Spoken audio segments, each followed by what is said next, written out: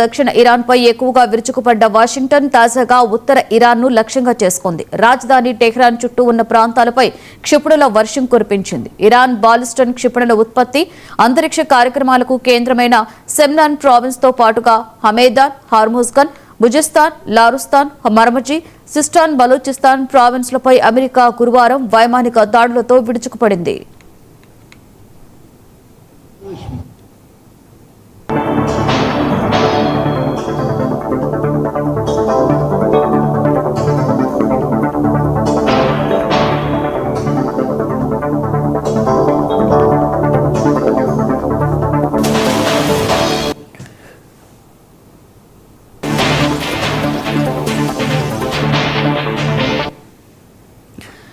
ఇరాన్తో తాత్కాలిక శాంతి ఒప్పందం కుదిరిన తర్వాత తిరిగి ప్రారంభించిన దాడుల్లో టెహ్రాన్ చుట్టుపక్కల ప్రాంతాలను అమెరికా లక్ష్యంగా చేసుకోవడం ఇదే తొలిసారి.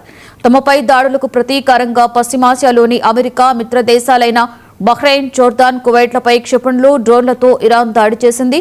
హార్ముజ్లో తమ నౌకాదళం విధించిన దిగ్బంధాన్ని ఉల్లంఘించింది అంటూ కురసావో పతాకంతో ఉన్న బెల్మా అనే చమురు ట్యాంకర్ను క్షిపణి దాడితో నిర్వీర్యం చేసినట్లు అమెరికా సైన్యం తెలిపింది.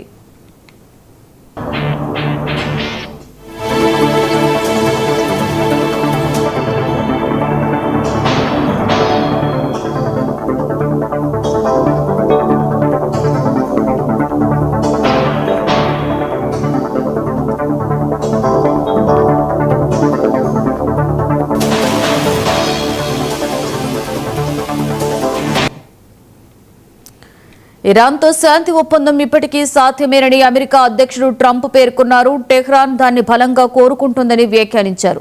గూఢచర్యం ఆరోపణలతో 2024 నుండి నిర్బంధంలో ఉంచిన డేనా కరారీ అనే అమెరికా పౌరుణ్ణి ఇరాన్ తాజాగా విడుదల చేసిందని, ఇదొక సుహృద్భావ చర్య అని ట్రంప్ పేర్కొన్నారు. ఇరాన్లో వంతెనలు, విద్యుత్ కేంద్రాలను కూల్చివేస్తామంటూ ట్రంప్ పదే పదే బెదిరింపులకు దిగుతుండటంతో టెహ్రాన్ సంయుక్త మిలిటరీ కమాండ్ తీవ్రంగా స్పందించింది. అదే జరిగితే ప్రతీకారంగా అరబ్ దేశాలను తాము నాశనం చేస్తామని హెచ్చరించింది. తమ విద్యుత్ కేంద్రాలపై అమెరికా దాడులు చేస్తే బాబ్ ఎల్ మాంటేబ్ జలసంధిని మూసివేసేందుకు సిద్ధంగా ఉండాలని యెమెన్లోని హుతీ తిరుగుబాటుదారులకు ఇరాన్ సూచించినట్లు తెలుస్తోంది.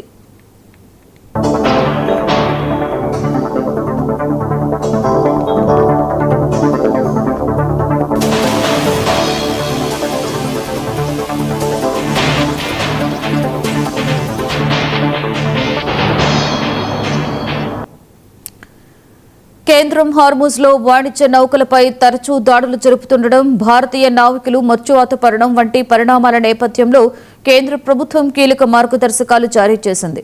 ఆ జలసంధిని దాటే నౌకల్లో భారతీయులను నియమించుకోవద్దని నౌకల యాజమానులను ఆదేశించింది. గల్ఫ్ ప్రాంతంలో నెలకొన్న భద్రతాపరమైన ఆందోళనల దృష్ట్యా తదుపరి ఉత్తర్వులు వెలువడే వరకు ఈ ఆదేశాలు అమల్లో ఉంటాయని directorate general of maritime administration తెలిపింది.